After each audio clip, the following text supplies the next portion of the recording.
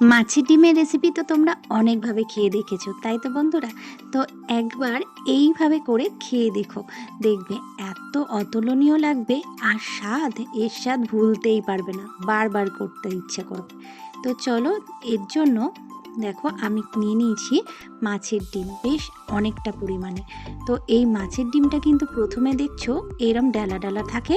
তো এটাকেই কিন্তু একদম চটকে কিন্তু আমি একদম মানে পাতলা করে নেব, মানে যাতে করে ডালাটা ভেঙে যায়। তো এইভাবে হাত দিয়ে ভালো করে দেখো কিরম পাতলা করে নিলাম মাছের ডিমটা। আর তোমরাও কিন্তু এইভাবে পাতলা করে নেবে। তো আমার হয়ে গেছে মাছের ডিমটা পাতলা করা, ডালাগুলো ভেঙে নিয়েছি। আর এবারে বড়া করার জন্য দেখো কুচানো কাঁচা লঙ্কা দিয়ে দিলাম, এদিকে কুচানো একদম মিহি করে কুচিয়েছি পেঁয়াজ, এদিকে দিলাম ধনে পাতা কুচি, আর একটু দিলাম পোস্ত, আর একটু কাশ্মীরি লঙ্কার গুঁড়ো, আর এদিকে দেব স্বাদ মতো লবণ। স্বাদ মতো লবণ দিয়ে নিচ্ছি। আর এই সব কিছু দিয়ে ভালো করে মাখতে হবে। আর দিলাম একটু গরম মশলা গুঁড়ো, আর মাখার জন্য বেসন 2 চামচ মতো বেসন দিলাম। আর এদিকে পেস্টটা দেব, আদা আর রসুন পেস্ট দেবো, আর টমেটোটাও কিন্তু একসাথে পেস্ট করে নিলাম। আর দেখো এইভাবে কিন্তু হাত দিয়ে ভালো করে বেসনটা যা যা দিলাম সবগুলো দিয়ে কিন্তু মেখে নিতে হবে। ভালো করে মেখে নিচ্ছি, যেভাবে আগে মেখেছি সেভাবেই কিন্তু এই উপকরণগুলো দিয়েও কিন্তু ভালোভাবে হাত দিয়ে মেখে নিতে হবে, যাতে করে সব উপকরণগুলো কিন্তু মিশে যায় আর বড়াটা খেতে কিন্তু ভালো লাগে।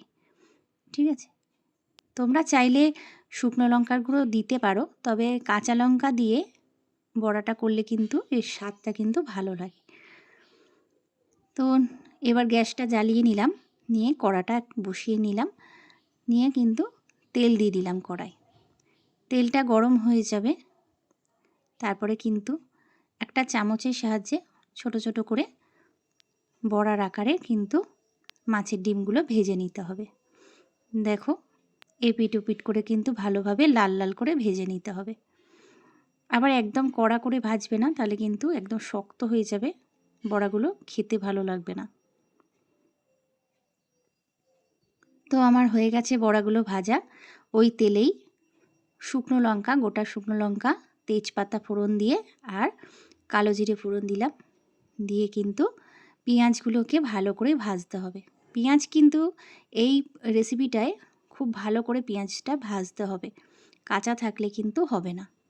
এবার দিলাম কাঁচা লঙ্কা আর ওই আদা রসুন যে পেস্টটা করেছিলাম টমেটোটা, সে পেস্টটা দিয়ে দিলাম। আর ওই পেস্টটা কিন্তু ওই বড়ার মধ্যেও দেওয়া হয়েছিল। ঠিক আছে, আর অর্ধেকটা এইটা গ্রেভিটার মধ্যে দেওয়া হলো। দিয়ে দিলাম নুন, একটু সয়া সস, চিলি সস। এই সসগুলো দিলে কিন্তু খেতে ভালো লাগে। তবে হ্যাঁ, তোমরা যদি এই রেসিপিতে আলু অ্যাড করো তাহলে এই সস না দিলেও চলবে। এবার দিলাম জিরের গুঁড়ো, ধনের গুঁড়ো, কাশ্মীরি লঙ্কার গুঁড়ো, আর একটু হলুদ গুঁড়ো দিয়ে দিলাম। কালারটা হওয়ার জন্য কিন্তু কাশ্মীরি লঙ্কার গুঁড়োটা অবশ্যই দেবে, তাতে করে কিন্তু সুন্দর কালারটা আসে। আর লঙ্কা কিন্তু কাঁচা লঙ্কায় দেবে ঝালের জন্য, তবে কিন্তু এই রেসিপিটার স্বাদ অতুলনীয় হবে। আর দেখো নেড়ে ছেড়ে জল দিয়ে দিলাম। পেঁয়াজটা কিন্তু সেদ্ধ হয়ে গেলে জল থাকার সময় কিন্তু বড়াগুলো দিতে হবে, কারণ বড়াতে তো জলটা টেনে নেবে, তাই গ্রেভিটা কিন্তু সেই মতো রাখতে হবে। বেশি গ্রেভি কিন্তু একদম শুকিয়ে ফেললে এই রেসিপিটা খেতে ভালো লাগবে না। তো দেখো বড়াগুলো দিয়ে কিন্তু আমি নেড়ে ছেড়ে এবারে ধনে পাতা দিয়ে দিলাম। যে অর্ধেক ধনে পাতাটা ছিল ওই ধনে পাতাটা দিয়ে দিয়েছি। দেখো আমার মাছের ডিমের কারি কিন্তু রেডি হয়ে গেছে। কেমন লাগছে বন্ধুরা? দেখতে কেমন হয়েছে বলো? অসাধারণ খেতে হয়, গরম ভাতে খেলে কিন্তু একদম জমে যাবে। আর এবার কিন্তু আমি কড়া থেকে একটা পাত্রের মধ্যে ঢেলে নিচ্ছি। দেখো কত সুন্দর হয়েছে দেখতে। তো তোমরাও কিন্তু ঝটপট এই রেসিপিটা বানিয়ে ফেলো। আবার দেখা হবে নতুন একটা ভিডিওয়। Tata, bye bye.